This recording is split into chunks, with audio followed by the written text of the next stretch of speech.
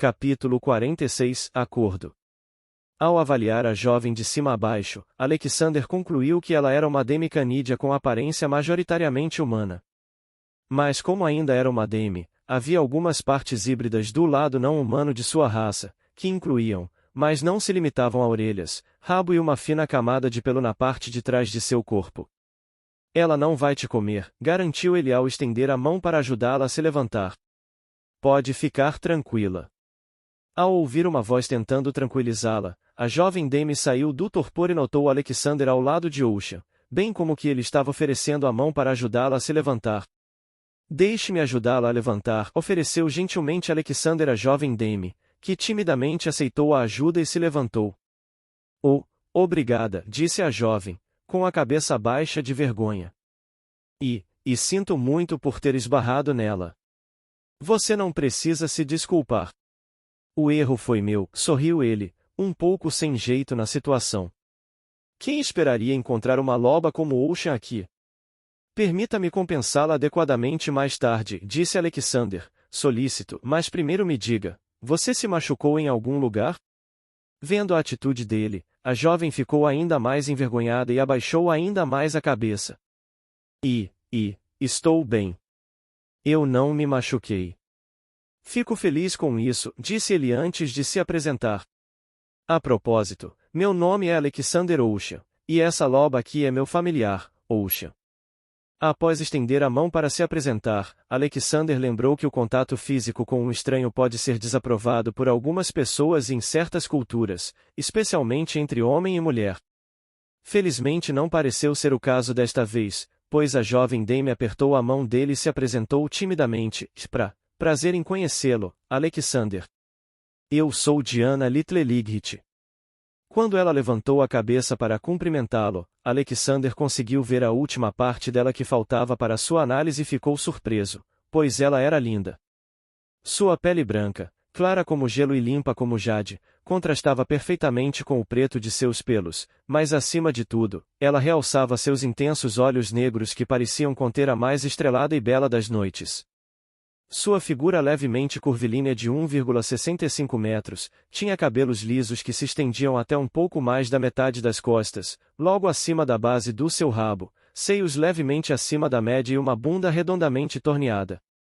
Ela era, por todas as definições, a combinação perfeita de uma linda mulher e um animalzinho fofo que as pessoas tendem a querer proteger. Mas sua beleza estava escondida por suas roupas simples e seu comportamento tímido e reservado de andar sempre com a cabeça baixa. Mesmo ele, com sua excelente percepção, não conseguiria perceber tudo isso se não fosse desprovido da maior parte de seus preconceitos sociais para analisá-la com o devido cuidado. Alexander já havia conhecido uma série de mulheres bonitas desde que chegou a este mundo, principalmente vendedoras e atendentes, mas poucas tinham uma beleza comparável à de Diana, como Stella. O interessante é que embora a beleza delas fosse praticamente a mesma, elas eram completamente diferentes.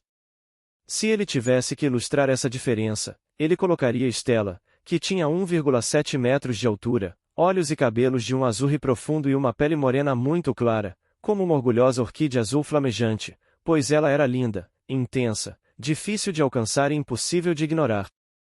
Diana, por sua vez, seria como um pequeno trevo encantado com inúmeras folhas que nasceu espontaneamente na natureza, pois era contraditoriamente bela quando observada com atenção, mas também poderia ficar escondida para sempre entre os atrevos comuns ao seu redor.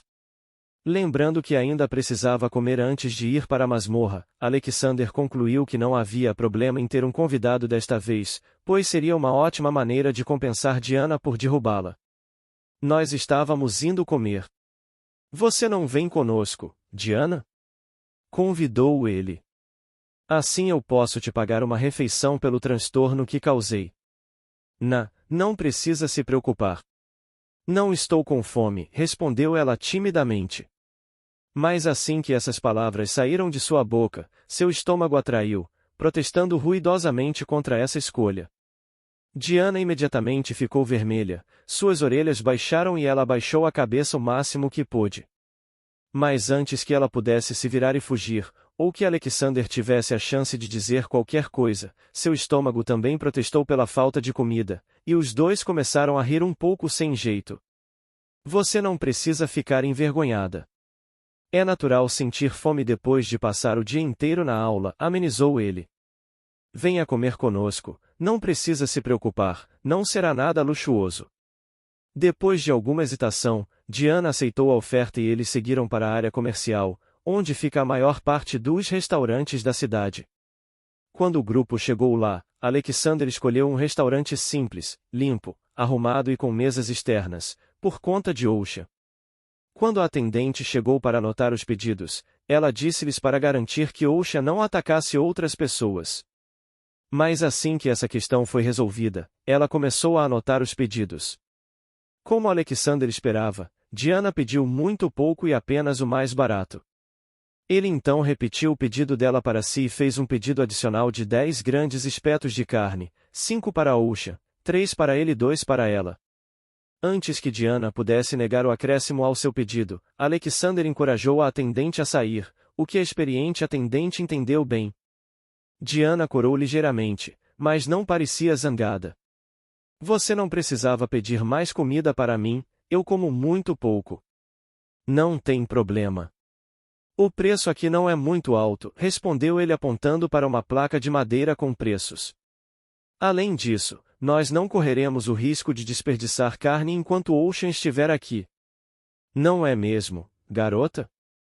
Perguntou Alexander em tom de brincadeira para Ocean enquanto a acariciava.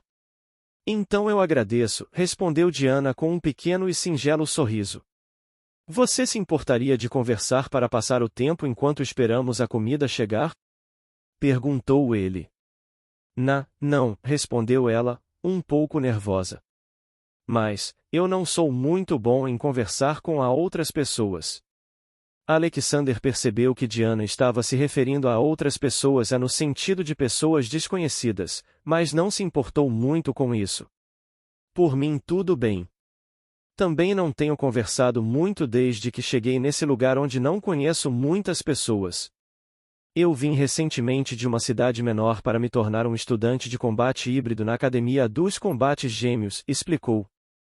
Eu também cheguei recentemente a esta cidade para tentar ingressar na academia, mas no estilo suporte. Chegando nesta parte, Diana pareceu se lembrar de algo doloroso. Mas quase não passei no teste. Não se preocupe muito com isso.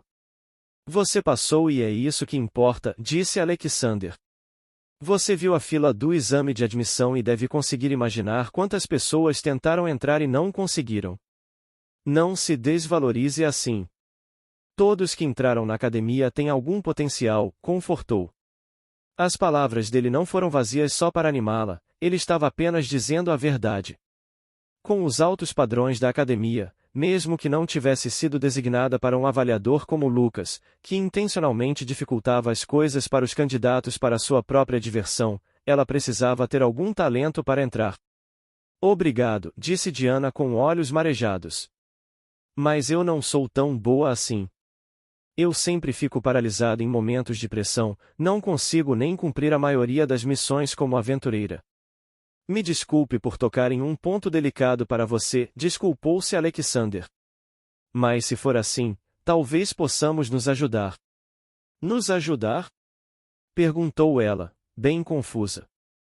Alexander então tirou a sua identificação de aventureiro rank prata de dentro das suas roupas e lhe mostrou. Sou um aventureiro rank prata. Eu até consigo limpar algumas masmorras intermediárias com a ajuda de Ocean.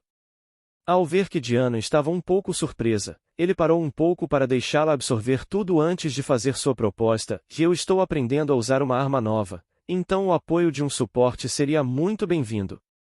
Não. Eu só causaria problemas, respondeu Diana apressadamente ao entender o que ele estava propondo. Ainda sou só uma rank ferro. Ao ouvir sua resposta, Alexander apenas riu levemente. Não se preocupe com isso, eu vou começar com as masmorras para iniciantes. Posso limpar esse tipo de masmorra usando apenas as mãos, garantiu. Quero um suporte apenas para não parar por coisas pequenas. Ao ver que Diana estava incerta, ele continuou: não pense que estou fazendo isso só por você. Ter um suporte que não interfira diretamente nas lutas vai realmente otimizar o gasto do meu tempo e o meu processo de aprendizado. Eu também não vou precisar que você acerte sempre, pois sou muito forte e resistente, explicou Alexander. Aí você poderá ir no seu tempo para me ajudar, o que deve ajudá-la a se acostumar e não ficar paralisada. Mas você não precisa responder agora, disse ele ao apontar para o atendente que vinha com uma grande bandeja. Apenas pense bem sobre isso e me responda depois de comermos, porque a comida já está chegando. Tudo bem, respondeu ela. Eu vou pensar na sua proposta. Diana ficou bem pensativa e insegura durante a refeição, o que era de se esperar, mas aos poucos seu rosto se suavizou. Quando ela terminou de comer, ainda havia um espeto de carne intocado e ela perguntou se poderia entregá-lo a Ocean. Alexander nem precisou responder a essa pergunta, porque assim que ouviu seu nome e viu a carne, Ocean foi até ela por vontade própria. Essa ação repentina assustou um pouco Diana, mas ela logo percebeu que Ocean só foi receber a carne que lhe foi oferecida. Ao notar a grande inteligência de Ocean, Diana se acalmou, tirou a carne do espeto e começou a alimentá-la com cuidado.